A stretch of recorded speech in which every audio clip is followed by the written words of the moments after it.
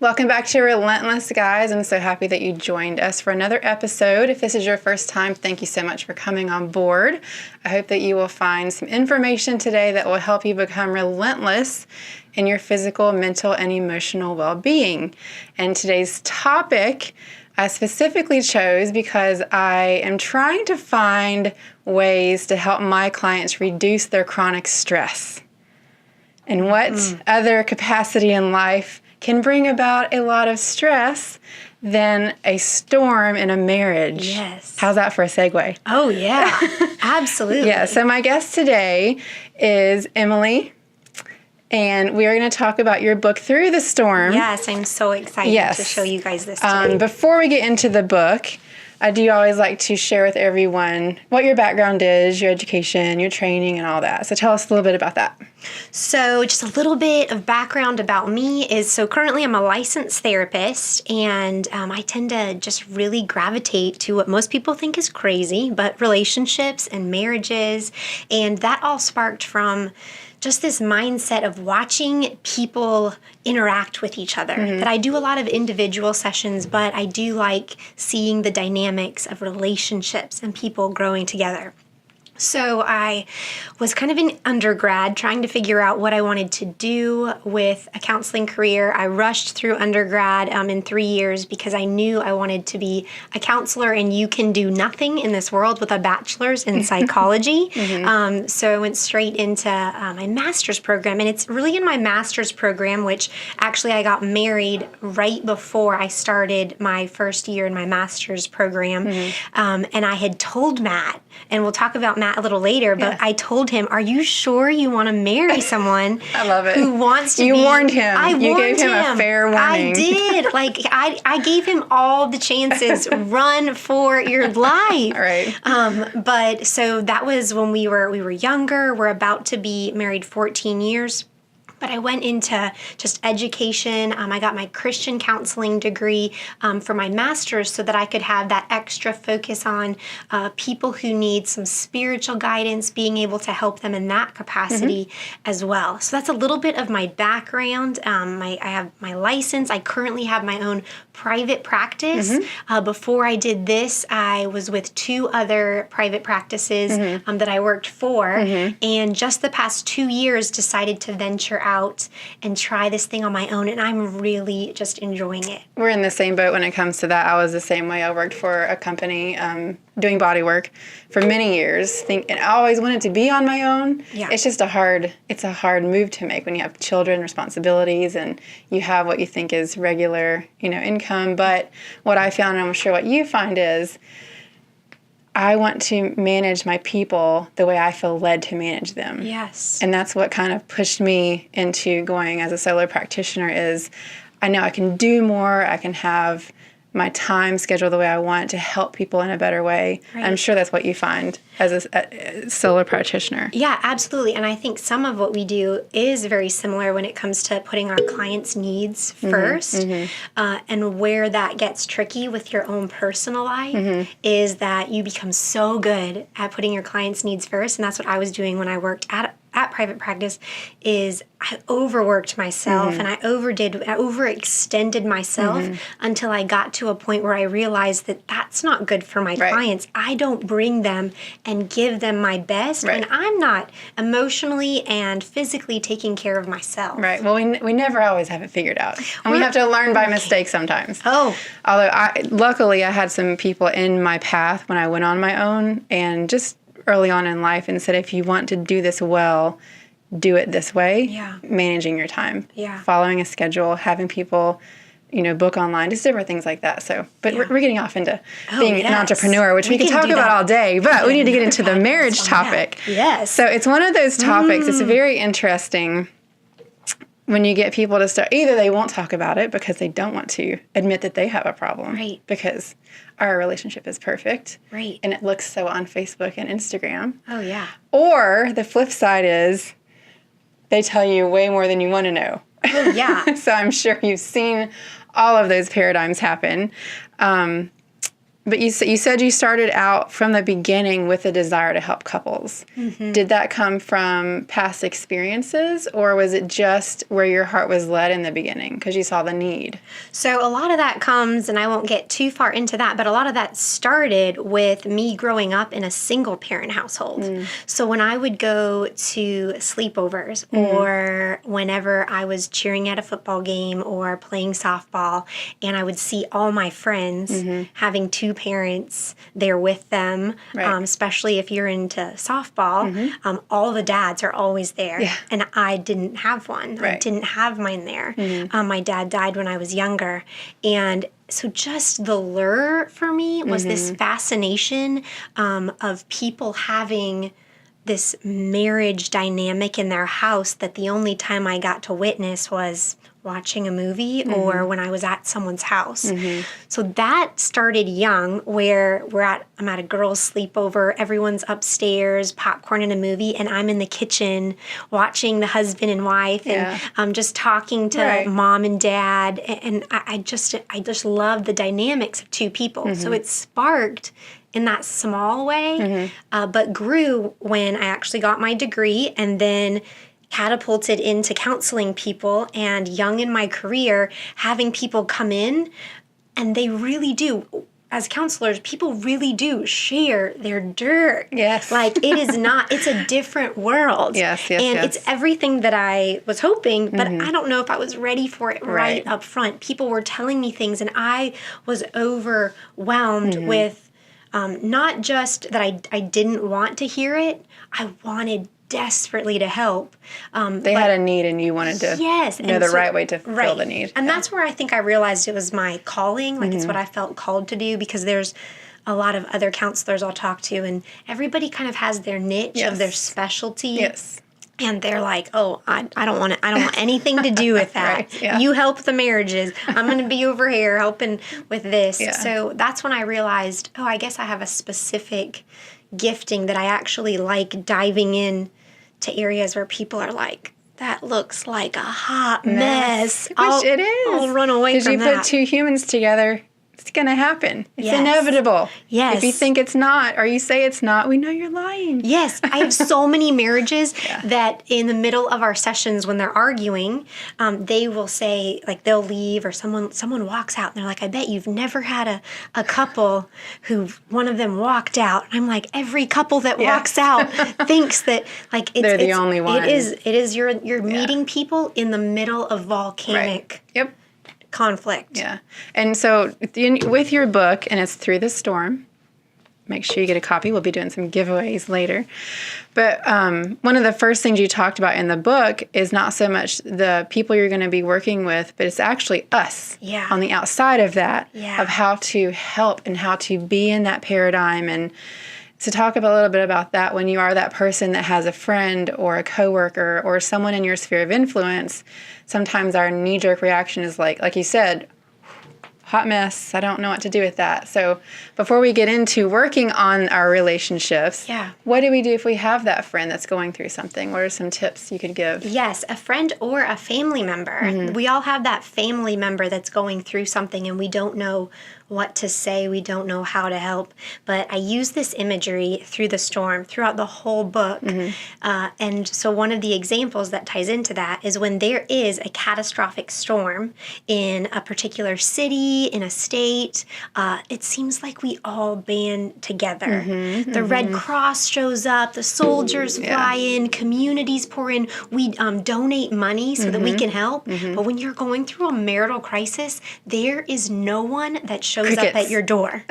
Nobody's doing a GoFundMe, because I will tell you the honest truth that when you go through a marital struggle, you go through a financial struggle too. Nobody does a GoFundMe. And what would it look like if I put up a GoFundMe? Matt and I are going through a difficult time. I need a week off of work. But it is. You go through seasons. And so that's a lot of the reason why I'm hoping that readers are either going through something themselves, or you're reading this because somebody in your life is either right now or will go through a storm, and they need you. You can learn how to help. We need to show up. communities, we need to do a better job. I don't actually think churches know what to do. We don't know how to love people that are in the middle of their mess. Right. We don't know how to, if someone is sick or has cancer or is going through something, we will sign up for a meal train, and we will, if someone has a baby, we'll deliver food to their house, deliver groceries. But a marital storm, we non-verbally tell our friends that are going through something, call me if you guys get through this, and I would love to hang out again. Right. But your radio silent. Right. It's so, it makes the situation worse. Yes. Because then you literally feel abandoned. Right. On multiple levels. Yes. If that issue is in the marriage, then you feel abandoned by your friends. Right. And not intentionally, it's just it's true ignorance. Right. So hopefully, like you said, not only the capacity in this book is to help individuals going through a storm, but if you have someone that you love and care for going through that storm, here's how you can learn how to help them. Right. And I think that's a great aspect. And I hope this book really helps other mental health professionals like me be able to have this on your because it's going to be shelves. part of their sessions. This is supposed to meet couples. So I'd love for people, I'd love for church leaders, I would love for mental health professionals, and everyone that just has a copy on your shelf. I hope it sits on your shelf, and then somewhere in your life, you meet someone and you say, this is for you. Yes. I'll get my own copy. Well, I love one of the things in your book. I love how just down to earth and real you are with your talk, and you don't try to like fancy it up and shop talk in the mental health world. Yeah. Because that's not how we are as regular people. Right. So there's a lot of self-help books for marriage. Yep. And some tips and tricks when you're first married and you're that, young, whatever, and here's a to-do list, blah, blah, blah. Well, that's, great. I hope they do that. Preparation is key. A plan is key. We'll talk about that later. But I love the phrase that you use. This book is called, I'm not sure what to do next, and this marriage feels hopeless book. Yep. So that's what this book is all about. Right. I don't know what to do next. Yep. I feel hopeless. We're drowning. And that's what we're going to find out is how to help that. Yes. Yes, that's good. I like it because it's true. Yes. It's the truth. So first, let's just start out off the bat with one of the hardest things I would think to deal with in a marriage is unfaithfulness. And in your book, I know as soon as I said that, our brains go immediately to one aspect of unfaithfulness. Oh, yeah. But, so that's the easy one. That's the one that we know. Right. Hard to deal with. Yeah. But you talk about other ways that we are unfaithful. So describe some of those. Okay, well, this is kind of going to be either the statement that kills me or like you're either going to love me or hate me for this. And this is something you're not going to see in every other marriage help book, but it's pretty much my stance right now, and it comes from my experience watching others and my experience in my own life. Unfaithfulness is bigger than mine and your definition of what unfaithfulness is. Unfaithfulness is any time we put something before our relationship with our spouse. So that can be someone who has a gambling problem. That can be someone who's struggling with an alcohol or substance abuse addiction. That can be someone who's struggling with pornography. And that can also be our typical adultery when it comes to unfaithfulness. There's so many types. The one that I think has been striking a lot of my female readers and some male readers as well is that I use the word neglect as unfaithfulness. And I don't think many people have heard that before. And so they had said to me, I didn't think that I really, I was one of the people that is suffering in any way. Right. But when you said the word neglect, it all of a sudden hit me. Yeah. Because neglect is when we make our spouse feel invisible, when they feel like they're not noticed anymore, people who've been married 20, 30 years, and they just feel like I'm living with a roommate. Yeah. I think so many times that we experience things and we just don't know how to verbalize what it is we're feeling. And I've heard this before. People start having trouble in marriage and they're fussing about these so inconsequential things, like leaving the socks on the floor or just stupid things. And that's obviously not what the problem is. It's that's the only thing they can put their hands on to complain about or to show someone, I'm frustrated with you over this, but they don't understand how to put their finger on, you haven't talked to me in weeks. Right. And so I think I'm so big on having people seek out professionals in whatever issue it is they're dealing with, whether it's physical, mental, whatever. And that's where you would come into play is, let me help you put this in a framework to where you can both understand what's going on. Yeah. Because life gets busy and we have children and work, and all of a sudden a year goes by and we haven't dealt with the real thing. Right. And like 50 of these other little things are just making us mad at each other. Yep. And we've lost that time now Yeah. to fix the real thing. Yes. So one question I think would be good for people is, how do we know when we're to the point where we need to seek professional help? How do we know if we're just getting on each other's nerves and need to get over our little spell of annoying each other? Mm-hmm. Or, okay, we need to like seek professional help to get this resolved before it turns into a big unforgivable issue. Right. How does someone tell that? Well, the advice that I would give, and I use this imagery in the book and I use it just when I talk about therapy a lot, is this aspect of what we do. How do you know when you need to take your car in to get it fixed? Mm-hmm. And how you know is something's not right. It's making a sound. It's got a check engine light, or one of the lights are going off, or something's not working just right. And that's when we kind of, if you're someone who wants to fix it yourself, totally fine. That's my husband. He's going to research to make sure, can I fix it on my own before I go and take it to someone else to fix it? You can do that at home. But also, we need to be able to take it in.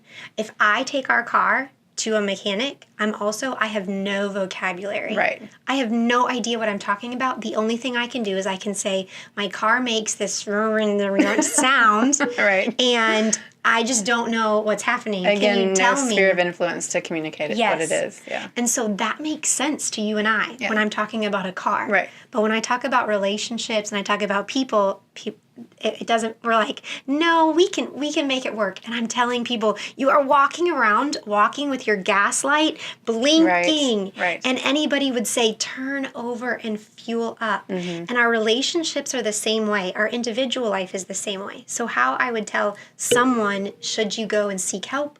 First, you can try it on your own. You can read books. One of the reasons I wrote this book is because a step in that direction. It's a step towards help. You can seek help on your own. But if I take my car to a mechanic, I tend to get answers easier and faster because they do this all day long. They have the lens to be able to see quickly they and specifically. See. I can only see surface level problems, and they see it at its core. Same things happens with me when someone comes to see me, when a couple comes in, is I can go straight to the root, where when you guys have an argument at home, you have the same argument every Tuesday about the trash not being taken out. Right. And I'm saying, why does talking about the trash bother you guys so much? Like, let's go one step further. So that's kind of where I would take that is, just if something doesn't feel right, it's probably when you want to go see a professional and be able to ask, I don't know what's going on. I don't know, is our car totaled? Is our marriage totaled? Or is this salvageable? Yeah. And it makes people feel better for me to just say, you're okay. You're okay. You're in a season. Yeah. You're in a storm. I always compare everything to the body because that's my specialty. It's the same exact thing with the body. When you have these symptoms, it is simply your body's only means of communication to you that something's up. Right. Something needs attention. Pain is not bad. Yeah. It's your body communicating, hey, something's off. Yeah. So take care of it. And if you don't listen to it, then it gets louder. And then it might duplicate itself on the other side. Yes. So it starts to bleed into the other relationships, like with the children, I would assume. Oh, yeah. So I think that's a great comparison is if something just doesn't feel right, go... What harm could it bring? What harm could it bring to go have a session? Yeah. Talk to someone unbiased, not in the kitchen where the trash can is that you're so mad about. Yes. And just kind of go from there and see what happens. Yes. And can you give me a couple examples maybe of things you've had your clients come to you and they're thinking it's this one thing, but oh no, by the way, it's actually this. And then that gets taken care of and the little things fall away. Yeah, absolutely. So, well, one is I noticed that if people go through a life transition, any life stage transition is kind of what I call it, is when you probably need some type of marital check-in or relational check-in. Yeah. And so because anytime there's an identity shift where we move from being husband and wife to now father and mom, and you don't want to lose those other titles, then when you raise teenagers, not only is your relationship different, but the smell in the house is different. Like Legit. these are life changes. We Yeah. need check-ins because Yeah. we're redefining. But some examples of people coming in and so some really big root ones are when people come in and they talk about one thing and then further down the road, something else actually surfaces. I would say that one of the biggest is when somebody is arguing about something and it's between you and I. We're arguing as husband and wife, but the more you come in and actually talk about it, we realize that something is going on when it comes to a childhood trauma has resurfaced in your life. And me being angry at you isn't really me being angry at you, but now I get to yell at my dad for leaving. You don't know how, like, again, I have this conversation about TMJ all the time. And women typically are more prone to TMJ because they withhold their speech because they're afraid to talk. And they go for years with that.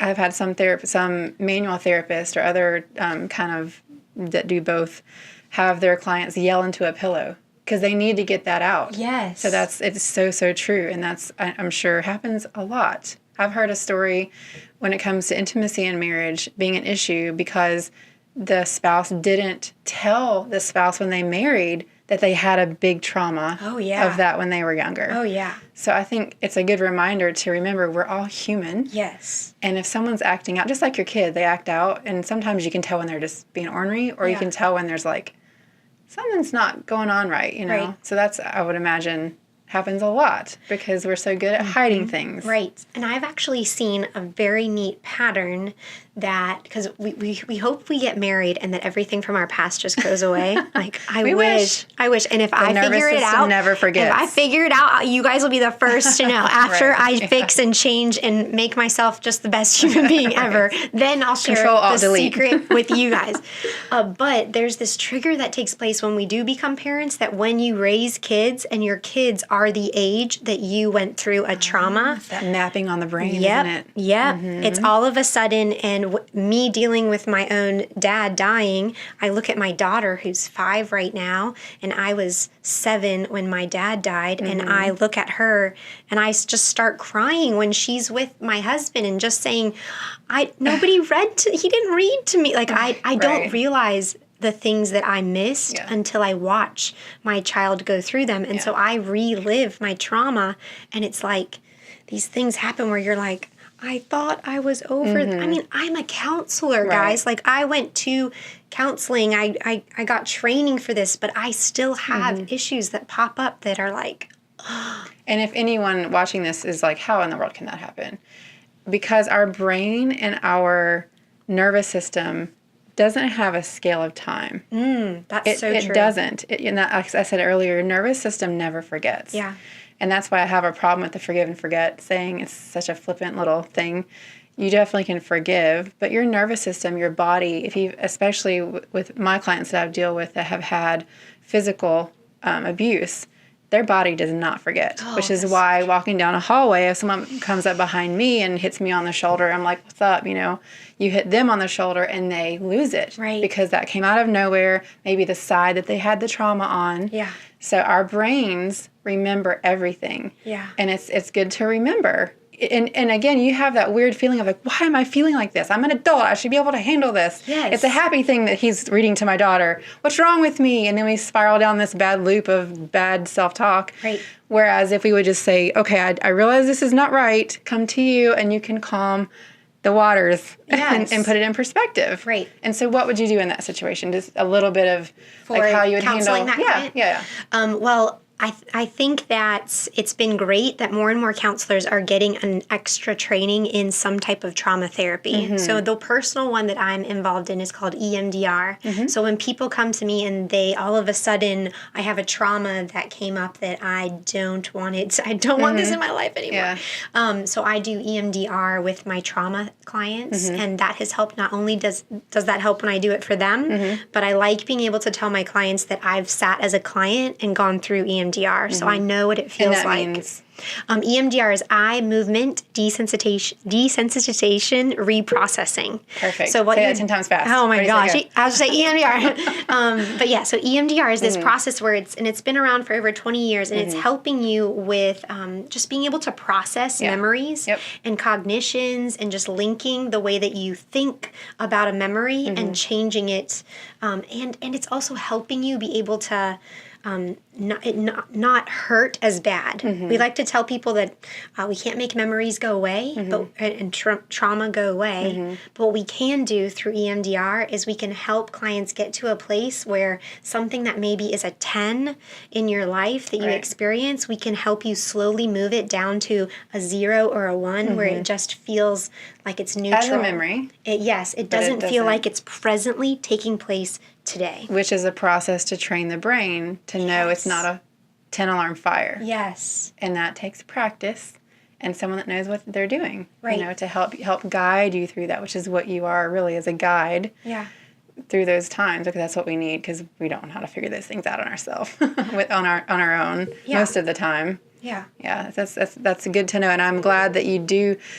You know, physical, mental, emotional, you can't separate them. Right. With every mental and emotional trauma, there's a physical expression. Right. So tying those two together, I think, like you said, is a great tool for all mental health providers. So what do you think are, like, the biggest things that can wreak havoc in a marriage? Do you have, like, a couple topics? I have 3 written down. I'm going to see if we have the same thing. Give me 3. Give me your top 3. I'm going to see if we're similar. Of things that wreak havoc? Yes. That will cause those storms. Besides childhood trauma. Just living together? Right. I know, yeah. Like, in a regular marriage, just things that come up that could start to cause issues to happen that could snowball or turn into a storm. Yeah. Secrecy is, and I call them wildfire secrets, secrets are the best way. I guarantee you that your next storm is about to happen if you currently have a secret. Secrets are where the fire starts to breed. And I think most storms have a secret. At one point, it started as a secret from one of the partners. So I would say that. I would say secrets. I would say wreak havoc. I feel like that's so general because there's so much. So just pick a couple topics then, like a couple things that start to happen that turn into problems for couples. Anytime. Because you're thinking with your clinical mind, you're going really, really deep right away. I'm trying to know, do you want general or specific? Just general. Like 3 specific topics. I'm thinking of my caseload. I would say whenever we're in a place where we're starting to keep secrets is when trouble's about to start. And I would say doubting love, and I can talk about that a little bit if that one doesn't make sense, but whenever we get to a place where I think one of the roots are doubting love, and that's part of my own personal story, but when we doubt whether we are loved, we will find where we can be loved somewhere else, and you're about to enter into a storm. And if I have to say one more, I would say probably just unresolved conflict. If I did a general one as my last one. There's so many unresolved conflicts and unresolved hurts that all of a sudden we just like it's like a bonfire at your home, and you just like throw these unresolved conflicts in, and then you're like, I think we should call either a counselor or the fire department. And I'm like, I'll come, and I'm that crazy person that's like, I can help you with your bonfire. What were your 3? So mine were totally not that deep. Sorry. That's what I'm saying. You're shop talking in your head, like, okay, let me get down to the deep core of the whole thing. On. So mine were very, very simple. Kids. Okay. Finances and intimacy. Oh, yes. Yes, we were that. So here's your top 6 if you lump ours together. All right, there you go. There you go. Perfect. We have a perfect list. Yes. So I would say that your 3 are the things people fight about. Yours are the answers for and why mine are when they come to me. They're coming to me because of finances, because of kids. They're coming to me for those issues, and then I'm helping them get to the root. Right. Which is really unresolved conflict. Yeah. Some type of secret. Yeah. Some type of anyway. Yeah.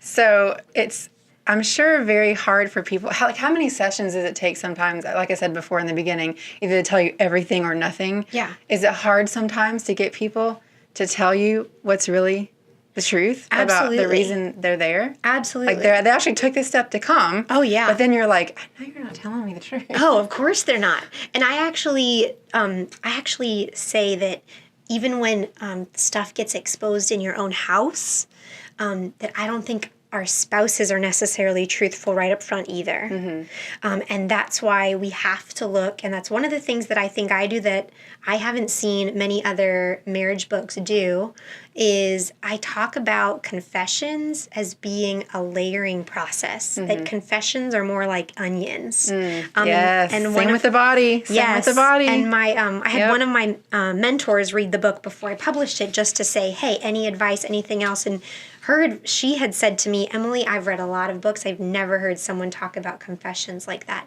Because that's how it happens in a counseling room, is people don't tell us everything the first session. Right. It takes a while.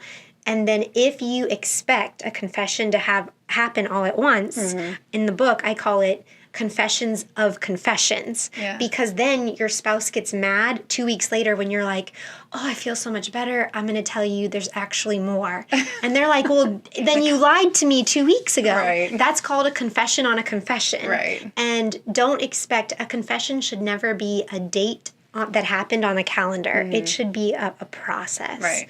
And so that's what happens when people come in, is I just naturally expect that everything you tell me isn't everything. We're going to work with what you have given me. The reason is acceptance. Our bodies, I can only say out loud what I have actually accepted in my mind. And so I'm confessing to you the only parts of my story that I've accepted. Willing to acknowledge. Yeah. I my mouth can't make the words. Right. Because I am in a place of shock that I even have to give a confession. Yeah. That happens even in counseling. They're ready to go to counseling, but I'm not ready. I'm here because I'm ready to deal with it, but I'm not ready to say it. And in counseling, we give people permission. Right. This is your pace, Yeah. not mine. Yeah. And what I've learned is when we give people safety in the counseling room, they begin to open up. And I think that same principle happens at your house. Yeah. That when you give your spouse just the permission to be safe and not force timing. Like, we don't want to push someone into, we don't want lights saying, what did you do last summer? Right. Like, we need to have this safe environment when we go through our story. And I think that's one of the first things you talk about in the beginning of the book is sitting down at the table together. Yeah. Sitting at the same table. Yep. Not I'm coming in with, I've got this, I'm doing this part right, at least, and you're doing this part wrong. Yeah. So realizing we're both humans, we both have faults, not being judgmental, because we want the same thing. Yeah. We want to have a successful, happy marriage. And I read somewhere, someone else was talking about if you get into a fight with the goal of winning against your spouse, not going to work out for either of you. Right. So you said coming to the table together to figure those things out is important. Yeah. With those big things that we talked about, I'm sure you've seen situations where, okay, this is unresolvable. How do you figure that out? Oh, wow. I know, right? Wow. Huge. Because I think we all, if you don't admit that you have problems in your marriage, again, you're lying, because we're human. But you have them, you work through them, you learn, you grow, you change some things if necessary, and you move on to the next thing in life. Right. But I can just imagine, and I've seen it with my clients, because my clients come to me because they're physically stressed because of some of these things. And they do share some of these things with me because the power of touch is amazing. Right. But some of them have come to the point where I literally cannot do this anymore. And I think sometimes the struggle is, do I end this because I'm so miserable? Or is it better to stay for the children's sake? Yeah. At least they have a 2-parent home. But there's no love, there's no commitment, there's no effort at all. Right. Like, what do you do in that situation? Yeah. Well, the first thing I look at is safety. I want to make sure that people are safe, and I don't think that we need to stay in environments that are toxic and that are unsafe. So if you or anyone you know is in a position where you're not safe, if you want to be a good friend or family member, please do not tell people to stay in a relationship with someone that is causing some type of hurt on their life. Yeah. Like, we've got to get out of that stigma. But so the big thing, my tagline for the book is helping marriages find healing after hurt, because that's pretty much what we're talking about when it comes to this question, is what if they've gotten to a place where their hurt is so deep that it doesn't feel like anything can take place, that healing is not going to happen. Well, hopefully, I'd like for you to first read the book, just to let me know is that this is one of the reasons for the book is this is your last chance. Like, let's just give this our all, because I don't want you to give up on hope just yet. Right now in our culture, we give up on hope way too fast because a fresh start in the back door seems so much better than what we're currently sitting in. Yeah. So getting to the place where I first want to make sure that we are talking through, have we done everything that we can do? That is probably starting off even individually, because there might be some individual healing that each person needs in their own personal life. But I really I would want to examine with that couple before we just call it quits. How have we dealt with the hurt? And I actually put in the book that even if you end in divorce, this book will not force or convince anyone that you have to stay married to have a successful life. Through a spiritual context, I hope people understand that your marriage shouldn't be your savior. Like, we need a relationship with Christ to be our savior. Marriage is this added blessing. But I want people to get to a place where they recognize that even if we separate, even if we divorce, even if this marriage doesn't make it, I have areas in our relationship that did happen that I do feel hurt in, that I'm going to need healing in. Healing doesn't always mean reconciliation. I wish it did. I wish every hurt I've experienced in my life, I had a beautiful reconciliation story to tell you about. But no matter what, this relationship did happen and hurts did take place. I tell people that we may even want to separate. Healing the hurt and healing the relationship aren't always the same thing. People think once we heal the relationship, then our hurts just go away. And I'm like, no, flip it around. Like, don't even talk about if we're going to salvage this marriage. For a while, let's just talk about, can we find healing for the hurt that's taken place, for the neglect, for the abuse, for the addiction, for the unfaithfulness, for the gambling, for the neglect, whatever it is, can we find healing in that one area? And then we can talk about, can this marriage be healed? But no matter what, every hurt that you and I have experienced in my life before I was married, I have to do something with that hurt.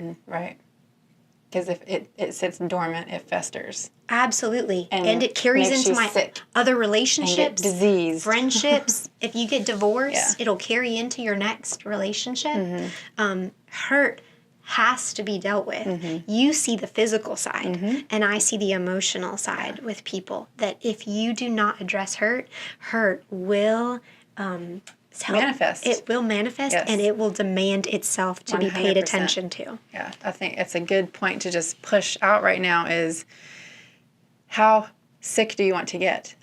Physically, mentally, and emotionally. So how many years are you going to allow this thing to happen? I think what I've heard, one of the hardest situations is dealing with a partner that is just almost nihilistic. Like, they don't have any shoe in the game. They're not trying at all, putting forth no effort, don't want to go to counseling.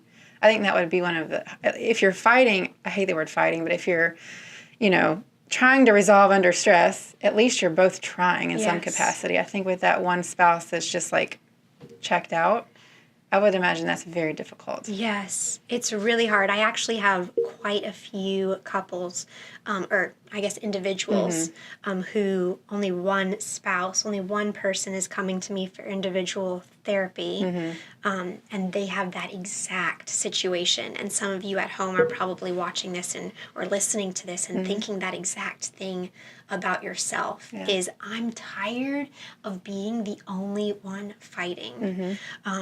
I think I could start a whole community off just that Right, one concept yeah. Well, because that's exactly how a lot of people feel. Yeah, I see it and I hear it all the time. I mean, we have these private Facebook groups and people tend to share things, and I see it all the time.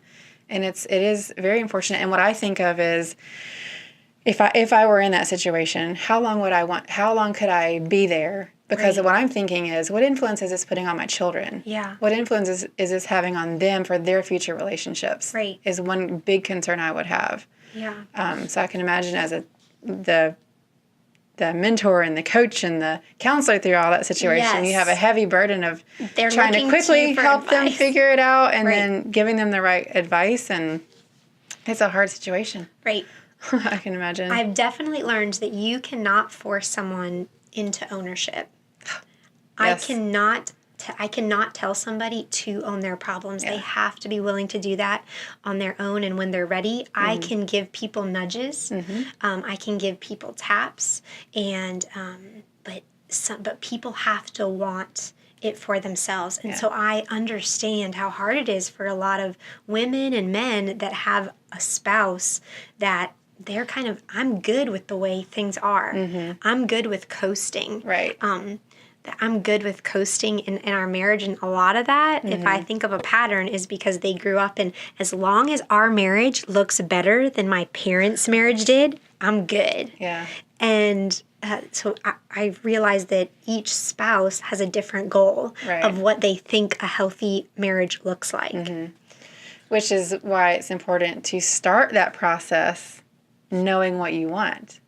So my husband and I were one of the first of our college friends that got married. So in our house, when we first got married, we're a bunch of single people. So we were like the ones looked to for advice. I have no idea why. But I've been married 20 years and we have a great relationship. But I learned how to have a good relationship based on a not great example. And so that's kind of my story. But I'm always telling younger people, they don't have a serious conversation until like 5 years in. Yes. I'm like, you guys didn't talk about what kind of religion you want to have before Yeah. you got married, or what kind of parenting philosophy you want to institute. And that's some big topics that people, they go on attraction Right. and compatibility, and that's it. Oh, yeah. And then, I mean, that's probably could make a list longer of those things, but religion would be a big one. Yes. And people don't talk about those things. No. So what tips can you give singles out there, if they're dating or if they're, want to start getting to a serious relationship?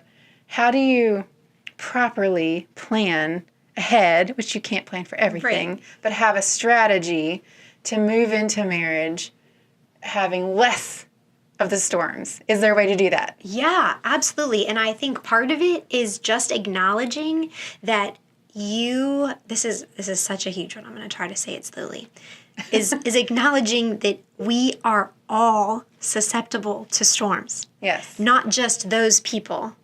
Because most of the people that go through some of the biggest catastrophical storms are people who didn't realize that this could be me. Yeah. That I could make these decisions, that I could have these regrets, that it's so easy to judge people when you're newly married and to judge couples. We're never going to be like them. Right. Like, we're always going to connect. We're always going to like the same things, and we're never going to fight, right? Like, it's never going to be us. And like, you just don't assume that this can't be you. Because even though your life may be looking good right now and your emotional health is in a great place, you have no idea the weather forecast that's up ahead in your life. You have no idea the triggers that are going to hit you when you start to have kids, when you realize that having kids is going to be hard, when you realize that your spouse isn't exactly who you thought he or she was.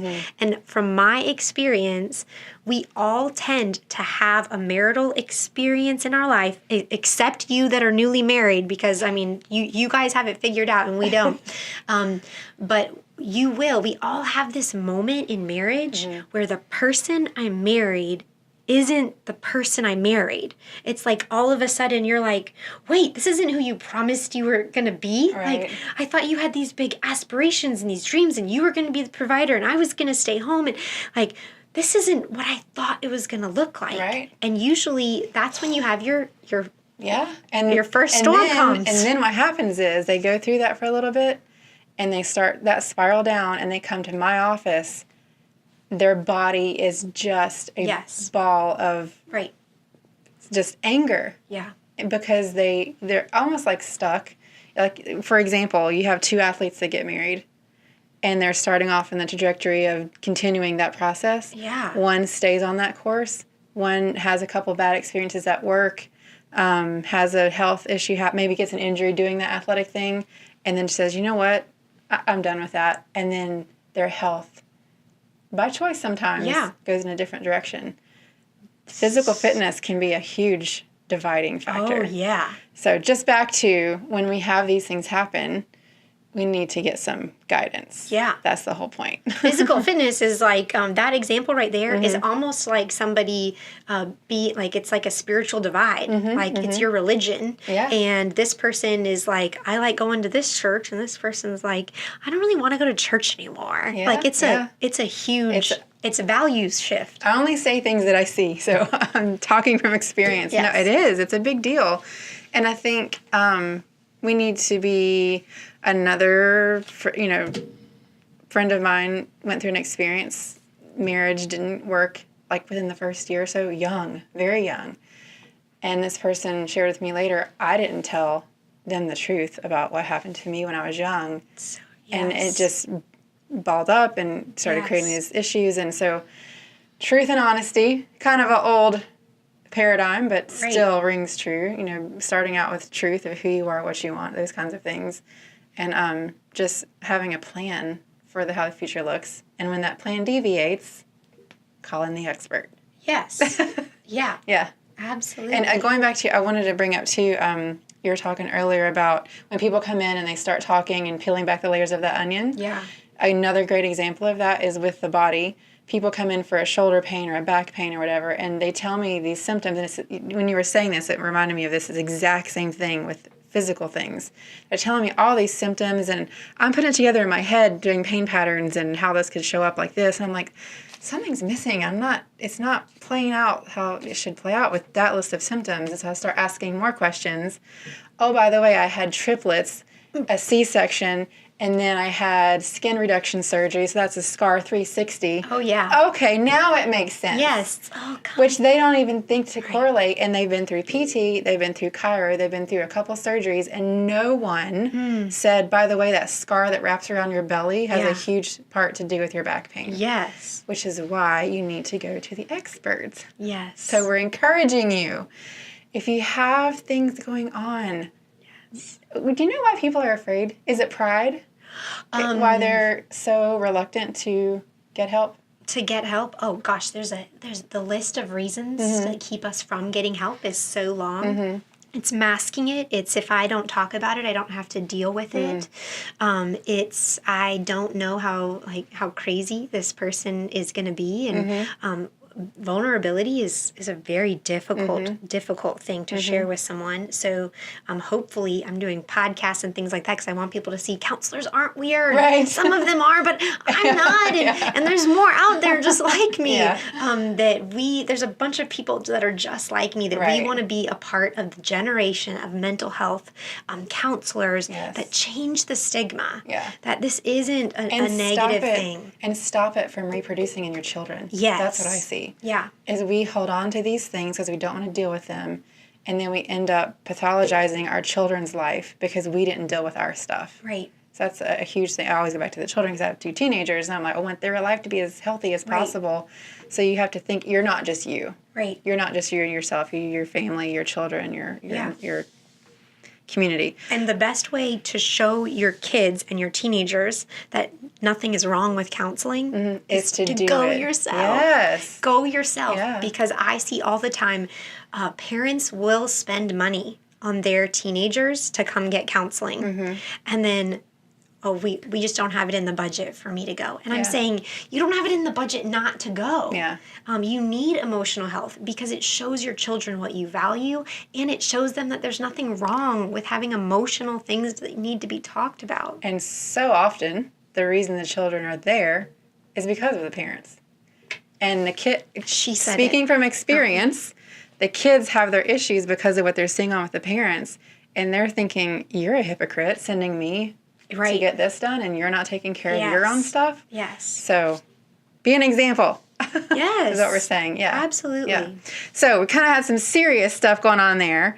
In the book, you have some exercises for people that are like, okay, let's get on board. Let's get in this game together. And let's do some things that can cultivate and grow. Because when we have kids, we lose 18 years of growing our relationship. Let's not do that. Yeah. So talk about some of the exercises that you have in the book for couples that are really working together to try to go through these storms and have the exacerbation be less and the time frame be shorter. Right. What are some of those exercises? So I put it together. Within the book is 7 steps so that it can be as easy as possible. I'm taking something that's complex like marital relationships and I'm making it so that you can read it at home, and there's 7 steps. Step 1 is breathe. Yes, we need to be told to breathe when we're in the middle of crisis. We make decisions before we've actually taken a breath. So there's 7 steps in there, and then within that, I try to put a couple examples of exercises in there so that you guys have something you can take away. Did you say you want me to give you an example? Yeah. Okay, one example that I think is really good for you guys to do at home is a safety exercise. And I mentioned before, safety is, as a counselor, it's one of our number one priorities is when we've got a couple together or even individually. Do you feel safe? How can we help you feel safe? And we want that in your relationship too. So there's a safety exercise in there where it helps you, and I tell the husband and the wife to each go through that safety exercise. There's a list of things, and underline or circle the things that make you feel safe. When my spouse listens to me, when he asks how my day is, when she goes out of her way for me, when she doesn't yell her. There's different things in there because it's important for you to know. You already might know what makes you feel safe. Right. You'll be surprised to know that what makes your spouse feel safe at home and safe to talk to you is different than what you need. People think, they come to me all the time and saying, we need help with communication.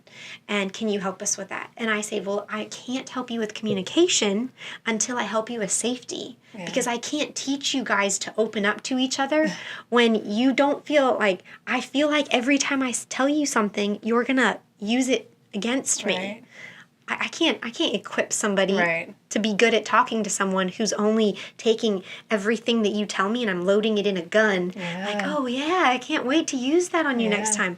We have to create safety. So there's an exercise in there that I think would be great if you wanted something to do just at home before you go to bed. You're just like, okay, let's do the safety exercise. That's awesome. And talk about having a plan. How about do that before the storm happens? Do that premarital. Yes. Before you spend all that money on your wedding dress. Yeah. Like, do a safety exercise. Yeah, like learn each other. Learn what you need because you're going to be together for a long time, hopefully. Yes. And it'd be nice to know that she likes to wear red lipstick or, I don't know, something very superficial. How about, like you said, what makes her feel safe? That's a huge, and that makes you feel good as a person. And to go through that exercise, I can imagine when you're both doing that, just even if you, like I heard someone say, do it badly. Even if you write down silly things or dumb things, whatever, just do it. But do it badly. But that person being there in that moment, making the effort and trying, is putting deposits in the account of good things in your marriage. Yeah. Because there's so many things going in the other with the kids and the finances and all that. Yeah. How about let's intentionally, before the storm happens, put some investment in building that relationship. And that's a great one. Which is in a sense getting your house ready for a storm. When you know a hurricane is going to come, or people that live on the beach, they do extra things to their house. People that live in the mountains, they put extra protection on their roofs and so forth because they know that it's going to snow and it's going to snow hard in the winter. Yeah. So those types of exercises are great even if you're not in the middle of a storm because you're saying we could be. Right. You're sitting at the same table, which we talked about in the beginning of the book, and saying we can all be susceptible. So we got to make sure that we take care of our relationship. We do the foundation, the framework. I also think about it like me being a licensed professional. or anyone who has like some type of a license or specialty, in order to keep that license, we have to do continuing education. Yes. We have to keep growing, which means that because I got my master's degree years ago, doesn't mean I'm like, yay, no school for the rest of my life. Right. I still have to do these exams. I still have to go to seminars because I have to keep learning in my field. Yes. Why is it we don't do that? It should be required in your marriage. I am going to be married Continuing longer education than I'm going to be marriage. a counselor. Yeah, I think so. yeah. It should be, you should get your CEUs, which is continuing education units for a therapist. Absolutely. You should get your CEUs and be like, oh my gosh, it's almost 2 our years. 10-year anniversary and we've only got 2 CEUs. We need more courses. Yes. Because that's what happens in the real world, and I think it needs to transfer over into our homes. Well, when we look at our parents, or we look at, maybe a brother or sister that was married before us, and we see what happened to them, we're like, I don't want that to happen to me. Yeah. What are you doing to prevent that? Right. I married someone different. Yeah, I always say, for investments, we call a professional to get our investments done. If we want to build a house, we definitely call a professional to build that house, even if we think we have an idea of where we want the rooms. Right. All these other things, we get the car professional to fix the car because I have no idea what I'm doing. Right. If we have trouble in our marriages, it's time to get a professional to help us make it as strong as possible. So just like the hair club for men, you're not just the owner, you're a participant. That's right. You guys write that down. So you had your own struggles in your marriage. That is the precursor for this book? Would that be appropriate to say, or was kind of maybe? I think it's what got me writing. A lot of this was already stuff that was on my heart from helping other couples. Yeah. But getting me to a place where I was writing it down, and a lot of that was because we had talked earlier about how when you go through a marital struggle, it seems like everyone leaves. Yeah. And you're alone. And so a lot of this book was actually written during my isolation. And I felt like everybody kind of left. Yeah. I had people that told me, well, you're the counselor, so you're the person that would know what to say. Right. And I'm like, I need somebody to know what to say to me right now. I need somebody just to sit with me. So a lot of this book came out of just my own season of isolation and realizing that there's other people who feel this way. That I read so many books in our own storm because I didn't want to talk to anybody about what we were going through. Right. I'm a counselor unless I can hide that truth. So that means even if I go and see somebody, like if anybody has a reason not to see a therapist, it would be you. it is me and all the other therapists, because we don't want to see each other and go to the networking meetings and different things like that. When Matt had his issues, I didn't want him to go see a counselor because anyone that he went to see to talk about our marriage is someone that probably somewhere down the road knows me. You're going to sit beside in a CEU. Yes. I'm just like, you can't, you have to change your name. We need faith. Put on, do the whole, black light. You can't see. We need change faith your voice. Passports. You can go across the country and get counseling. Because we're not normal. We're a super couple. You can't talk. We are the perfect couple. You have to send me flowers. We can't have trouble. And but that actually was a really big disservice. That years ago when we went through our struggles and I had to deal with something that Matt had brought into our marriage, I was like, tell no one. Tell no one. We can get through this. I help couples through problems. I can be our counselor. It's kind of in a sense what I was thinking. I was like, tell no one. Don't talk about it. We can get through this. And I really think that me not dealing with the fact that I was really hurt and I never fully experienced healing brought me to a place a couple years later where I started to go through my own experience of I just didn't care anymore.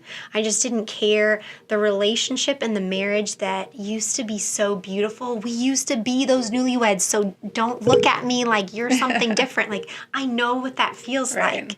To feel like nothing can touch us. Nothing is going to hurt the beauty that we are.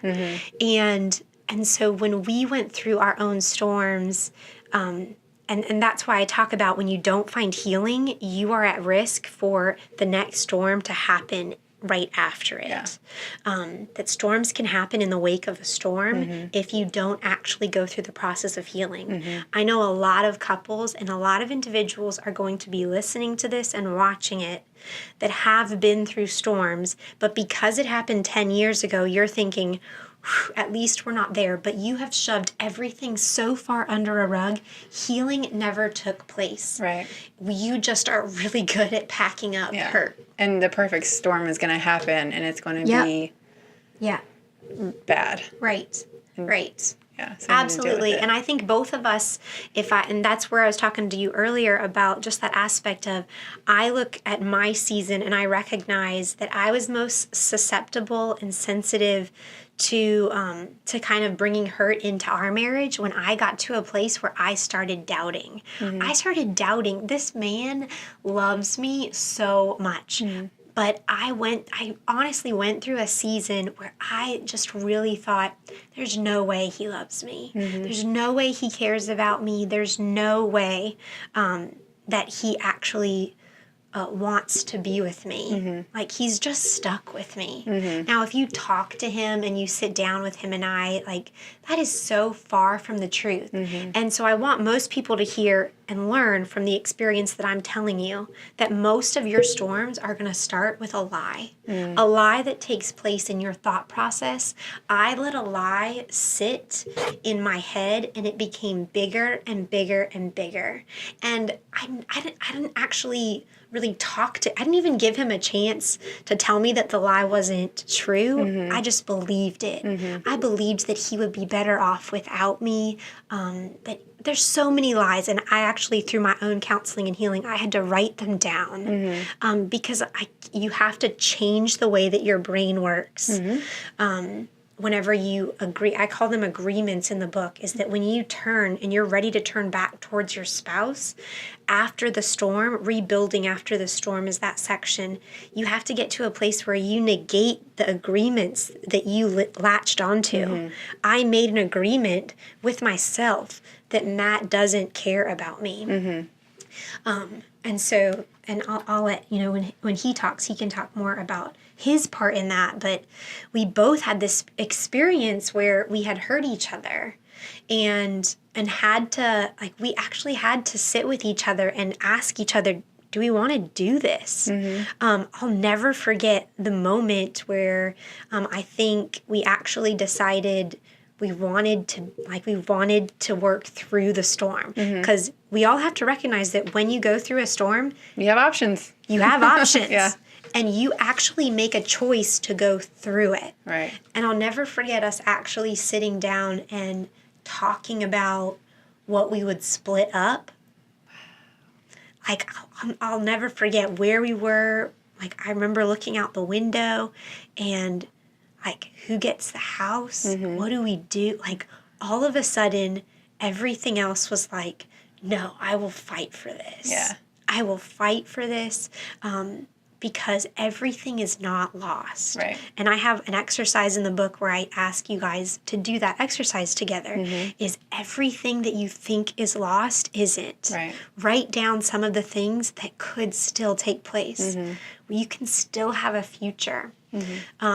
And so I think that was him and I's reality check as far as, I don't think I want to do life without you. Right. Now, some of you guys are going to have a different story. You had that same moment with your spouse, and you said, this is so toxic that I need to do what's best for me healthfully, and I need to step away. So please don't say that your story is not going to look exactly like ours, but I want you to know that whatever your story is, don't do it alone. Right.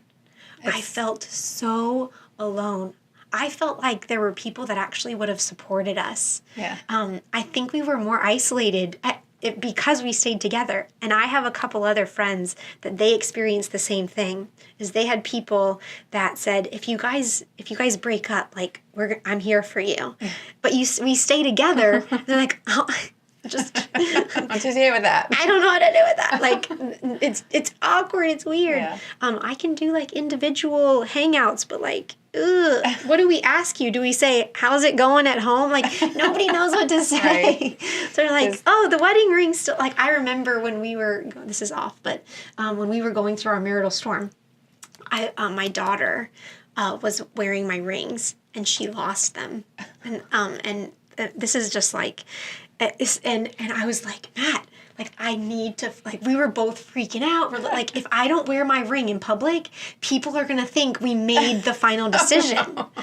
Like, because that, like, when people know you guys are having trouble yeah. and you are not wearing a ring, like, I had to go buy a cheap ring at JCPenney. I bought the cheapest ring. And I was like, I just need a ring. I need something on my finger.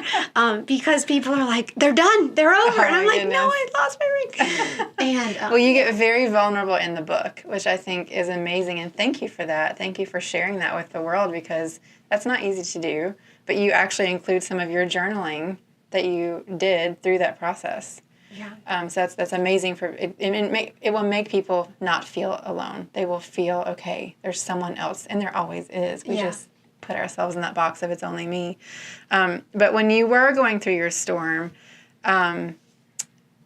what were some of the mistakes that you made during that time of when you were trying to, Which storm? Well, just for example, any of them, whatever one would speak to you first. What are some of the mistakes that you made? I think you mentioned one that you thought he didn't love you, but like real world, like, did you come in and slam the door? Did you ignore him on purpose? Little things like that we would choose to do purposefully. Yeah. That was a mistake. You look back and think, I shouldn't have done that. I shouldn't have said that. Just to give some context to people that are doing some of those things maybe. And then maybe not even knowingly doing it, but they're doing it subconsciously to get back or to have that jab. Yes. Which would be a sign you need help. Yes. What would be one of those things that you did? So I wish I could answer this one as in other people that I help. But no, it's me. The mistakes that they make. But I'm learning that I'm more human than I realized. But I think there's a lot of our instinct. And I know that from both of us and for me, I know that my initial instinct is one that I think was a mistake, and I also think we all have that same instinct that and the saying is hurt people, and you never understand the reality of that statement until you've been hurt in your marriage, because your friends will hurt you and you'll find ways to get back at them, but there's something about your spouse who's my best friend, my safe place. Everyone in the world can hurt me except you. When I'm hurt by my spouse or when I hurt my spouse, it's blindsiding. And there's something about this mistake that I remember making is initially feeling there's no other way that he's going to understand unless I hurt him too. He needs to feel exactly what I'm feeling right now. That's the biggest mistake you can make. It's not healthy. It's not healing. We have to change it. I'm hoping to be able to be a part of that mission with this book, with my life now. I want to move forward because I would love for us to change the stereotype. Hurt people don't have to hurt people. Right. Just because that's a saying doesn't mean it's good for you. Right. Hurt people can help people. Hurt people can heal. And so what I needed is when I was hurt, I needed to seek out healing because my instinct is not healing. Yeah. Our instinct isn't to make a phone call. Our instinct is, I'm going to make you feel what you made me feel. And I can probably do a better job of it. Yes, we can. Women can be nature. Very, very... Oh, yes.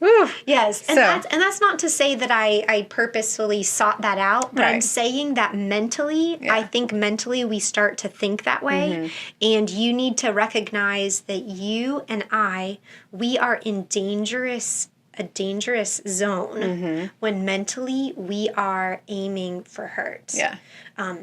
So don't act on that. And I would even tell you, don't allow yourself to think that way. Yeah. How you think impacts the way you behave. Yes. I say it all the time. How we think affects how we feel, which affects how we present ourselves to the world. Yes. Yes, absolutely. So that was a mistake when you started in that healing process. What's one thing that you did that you got right that helped promote you forward with your husband in that situation? I think owning my part. Owning my part and ownership is probably the biggest thing that I want to encourage everyone to do. That's why I said sit at the same table, because I think a lot of couples sit at the same table. It's just your chair is there and my chair's like way up here because I'm entitled. Right. And so ownership is when we sit at the same table and our chairs are equal. When I realize that even though you've hurt me, I don't put a hierarchy to our sin. You're a sinner, I'm a sinner. You've made mistakes, I've made mistakes. Instead of let's fight about who's the worst between us. Yeah. Meaningless fight. Because on another day it could be you. Oh, yeah. With it flipped. Tomorrow. Because I staying humble. Yes. So we have to do ownership. And I think that's where Matt and I got it right, was when we got to a place, and for both of us, I think we naturally kind of think this way, and a lot of that isn't just humility, but it's because we're pretty hard on ourselves whenever we do make mistakes. So we beat ourselves up more than, like, I don't need everyone else's help. Like, I feel pretty crappy about myself. Thank you very much. So I think ownership is the right thing to do, is owning what can I do? What can I do? Not what can I do to get back at them, not what can I do to get hurt back, but I need to own what is my part that I bring to the marriage, that I bring to the relationship, if anything. Because some of you are really in a toxic, abusive relationship, and I don't want you to walk around thinking that you deserve abuse. Right. That's a whole nother paradigm. Yeah, we're talking about, yes, as long as there's safety in the relationship, but even, emotional abuse, different things like that. If you've gotten to a place where hurt has taken place, where an addiction that you thought he was long recovered, and it just keeps resurfacing, and rehab is like a constant cycle in your life, and these things keep coming, and you ask yourself, well, what can I do? I can go to AA meetings or the Al-Anon meetings so that I can make sure, it takes a lot of, you have to go through your own source of support. When your spouse goes through some type of abuse, alcohol abuse, or substance abuse, don't go through your part alone. You need strength. You need support. Own that there's things you can do. We're so good at pointing a finger. Yeah. And so when I think of what did I do right when I finally did something right, or what do other couples do, what can you do at home when you're saying, I'm in the middle of a storm, I need to do this right. Think about, own your area of what can I bring, what can I do, how can I personally grow. When we all sit at this table, when I sit at a table with my husband, not pointing a finger at him and saying, here's 5 things that you can do to be Matt, I call it Matt 2.0. Like, you need to get your life together, and I need to place my Amazon order, and in 2 days, I would like Matt 2.0 to show up at my door. Right. That when we don't have that conversation, and instead, I say, here's a couple things, Matt, that I think I need to be working on. It's such a different conversation. Right. And then he comes to the table and he said, well, I think there's a couple things that I'm not doing that I really need to be working on. That's beautiful. That's beautiful. That's mutual humility. That's ownership. That's what healthy conflict should look like. I was going to ask you for your advice, but you just gave it. Yes. Oh, that was great. So now we have a special guest who's going to join us. Yes. The actual topic of conversation. Matthew. Hello. Welcome to the show. Thank you. Did you ever think you'd be doing a podcast? I did not. I still don't even want to, but I'm here. Well, thank you for being a good sport. My husband he has a similar story. Anywhere we go and people find out what I do, they're asking about body and anatomy, and he's like, yeah, go ahead, go talk. So thank you for being a willing participant. You're welcome. But it was important for me because it is easier for women to talk about these things, and we have these discussions a lot. And I wanted to give the male perspective for such an important topic. So we know you're getting sushi after, so just hold that thought. Getting reward. That's the reward for being on the podcast. Yes. So we're just, really briefly, we heard us talking earlier.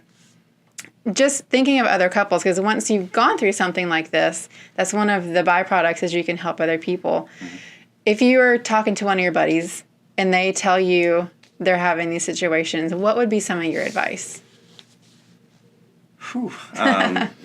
Being real is worth it. Yeah. I married a counselor. So you knew what you were getting into. Well, I didn't know what it was. I didn't. You're like, oh, you're gonna read books? Yeah, so they read a lot of books. They talk a lot. So. You're like, I'm okay with that. But after I started going, after we went through our struggles, like I'm a very big proponent now. Yeah. I have a session this week. Yeah, awesome. I feel like talking about it helps you hear yourself say it. Right. If that's absolutely. That's weird or makes sense, but just hearing how you feel about something helps you kind of internalize it differently than just thinking about it. Right. And especially when you get to see somebody else's reaction. Mm-hmm. Like, oh, that's how that sounds. Yeah. It's like, oh, yeah. So it's helped. Yeah. And I'm sure, like... And that's what I would say to a buddy. It's like, oh, go talk to a professional. Like, don't talk to me over, drinks or whatever. Yeah. Because that's not going to do anything in the long run, right? Yeah, because I don't drink anyway. Was it hard? Was it hard for you to, like, when you guys went to counseling, did you go together right away? We did individual first. First? Okay. Yeah. Is that what you would recommend? Yes, and that's what I do for couples as well. Because if not, then the 60-minute session is just a blow up. We're just yelling 60 at minutes. Right. I just get to see what happens at your house. You need to get to a place where you can process out. And I think you were going to talk about that, like, when it comes to, like, having a safe place to talk about hurt. Right. Or testing out your anger. Yes. Testing out your anger, I think, is how we talked about it. Instead it's like I could lash out at you all day long, but then what would be the point? Like, it would be just to belittle you, right. And then it would make me feel better. It's unproductive. But then I have to apologize later for how I treated you. Right. So it's just like... So having those individual was... Gave me a place to yell at the plant, or yell at the pillow. Yeah, absolutely. Yep. And mine was a plant. Your plant? His counselor, he was like, do you tell your client, he came home from one of his sessions, he was like, you made me talk to this plant. And you're like, okay, this is too foo-foo for me. They don't all do that. Every counselor is different. So they have their different strategies, but what you found was, oh, it is kind of nice to say that out loud. Mm-hmm. Yeah. Because we can get so crazy in here. Yes. Which is, the writing down or the speaking it puts it in a paradigm where it's real. Yeah. Because we can get so lost in the chaos up here. Right. So I'll ask you the same question. When you guys were going through some of your storms, what was some of the mistakes that you made that made it a little bit worse? I'm an avoider. The silent So, type. and I think you wrote in your book, avoidance just postpones conflict. So I would wait, days and even weeks if I could get away with it before we'd actually deal with anything. Yeah. So that was a mistake. Just get it done, get it over with. Rip the Band-Aid off. And move on. So. Yeah. Not talking about it means it's not there. Not talking about it just makes it get bigger. Is what, like, you're just like jazz hands. It's not there. Well, it's like a sickness. And I hear this all the time, too. Like, even people that know they have a condition, they're like, I don't have time to deal with that right now. Yeah. Guess what? Your condition is far worse and maybe irreversible when you do go to deal with it. Right.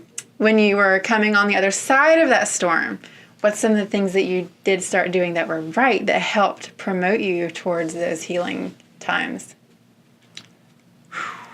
Being more honest with myself, I guess. I dealt with a lot of childhood issues, like self-esteem and acne, and then that manifested in pornography.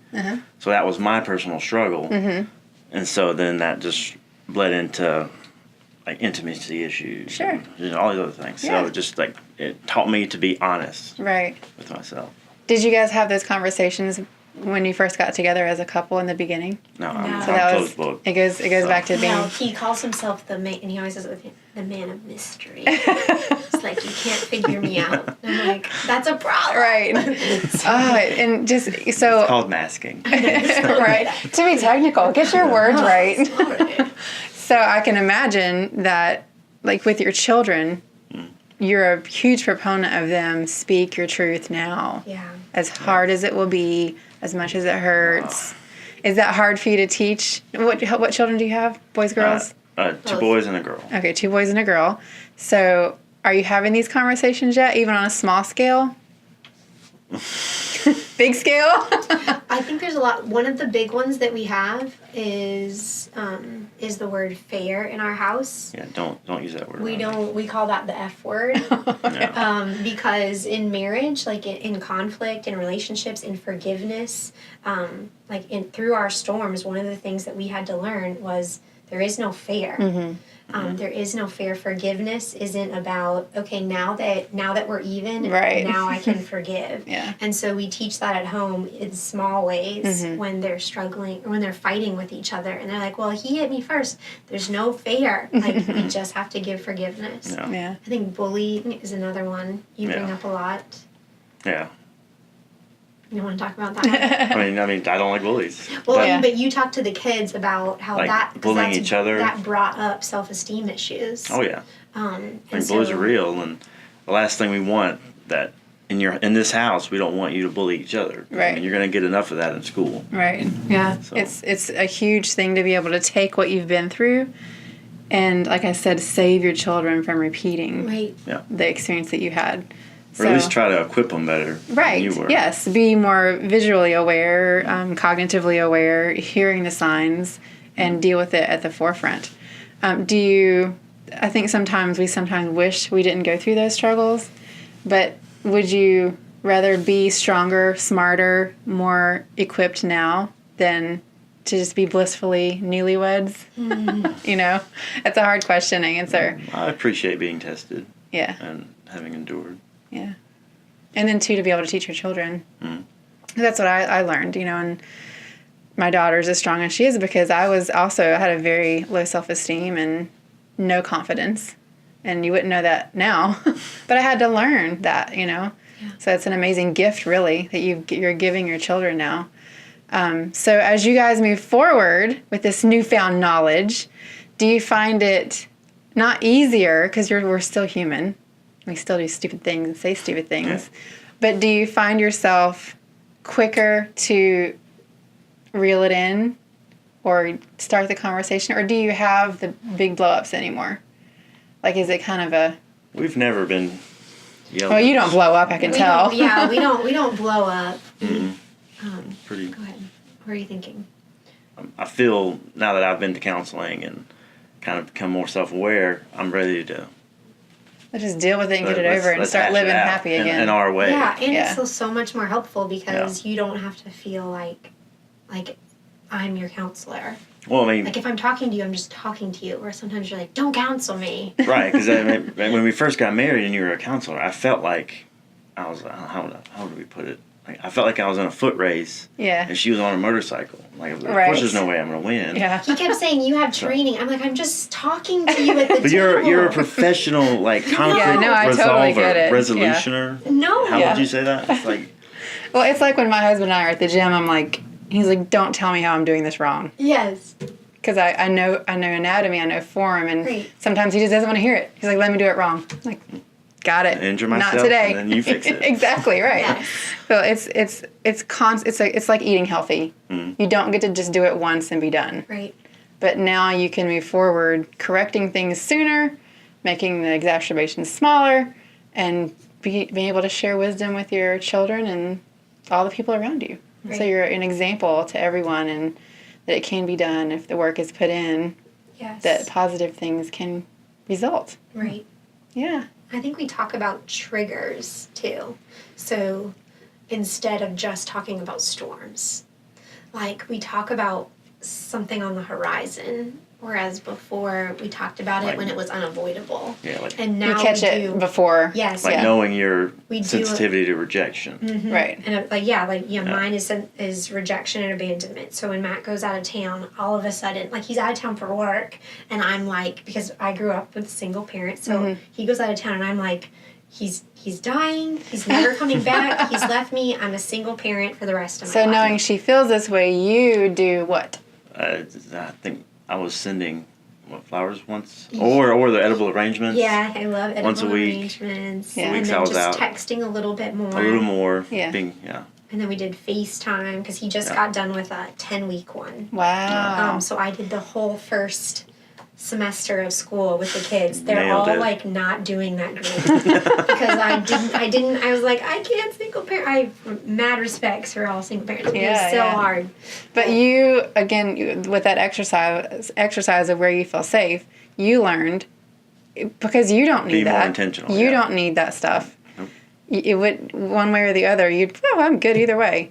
But you're going to be selfless in the moment and think, okay, she needs this. Yeah. I don't need it, and it doesn't make sense to me, but I'm going to do it anyway because I love her. And so flip that around. What's some of the things that you do for him that you learned he needs? He really, besides his love language is gifts, so besides spending money on him on things and sushi and food and gifts, and like he's the happiest man on earth. He's very easy to please. But I think one is affirmation, and I don't think he would actually say. I'm saying no in my head. He's like, in his head, I know he's like, I don't need that, because he's so humble. But you can see a difference in him. But because the more I learn about his life before me, and like we had 2 different high school experiences. Like we wonder if we would ever. I know I would never have dated my husband if I knew him in high school. I know that for a fact. You would have missed out. Yes. So we just talk about that, so just giving him affirmations of just who he is, his character. I talk about how affirmations aren't just compliments; they're actually affirming their character. You're showing you're paying attention. Yes. And so when I affirm his character, I think that you tend to. A little light gets brighter. Yes. Yes. Cell fills up. Yeah. Yes. And how amazing. Like, you guys don't even know the positive influence you're having on your children in your home, just having that energy amongst yourselves. Even if you have a bad day, you still come back around to doing that. Yeah. And they hear that and they see that, and that is creating an imprint on them of this is what a marriage is supposed to look like. That's an amazing gift. So we hope so. We'll see how that one good pans for you. out. Yeah. How old are they? Toss that coin. I'm just kidding. 11, 8, and 5. Wow. So they're the young ones. Still have a long way to go. Trouble. So. Yes. Well, thank you guys both so much. Matthew, thank you for being a good sport. You're welcome. Thank you so much for coming fun. out. I hope that people will get the book, read the book. Just so much great information. And we're going to do some giveaways. Yes. So be watching for that. And they can contact you on all the socials on, what's your handles? Yeah, at Emily Rose Funderburk is kind of my Instagram handle, and then just add an LPC to that for my business page. And to make a point, you do offer online counseling sessions. Yes, so you don't have to be in the Carolinas. You have to be in North Carolina. So how my license, a therapist license is per Statewide. state. I can do state and international. So yesterday, or was it Friday, I did a client from India. Wow. So neat, yes. So because our license enables makes perfect in sense. North Carolina and then also internationally as well. But I do offer in-home session and then also doing virtual sessions as well, which just is to awesome. maintain flexibility. Absolutely, because My some people are clients to the really point enjoy where it. they can't get out sometimes. Oh yes, So. my first time doing virtual was because I had a client who struggled with chronic illness and she kept having to cancel, and so I It just tried makes sense. And so and so I went and got some extra training so that I could get certified to do that. So Awesome. So she can be contacted in every way. every way possible. Yes. Once you realize you are in one of those moments, you need some extra help, extra guidance, seek out the professional. Please. And heal and start enjoying life again. We lose so much time. Yeah. I think struggling through these situations. So just make sure you are finding those people that can help you continue on that journey. My tagline is be relentless. Yeah. Because if you don't stay relentless, then you don't have a great outcome if you give up. So be relentless.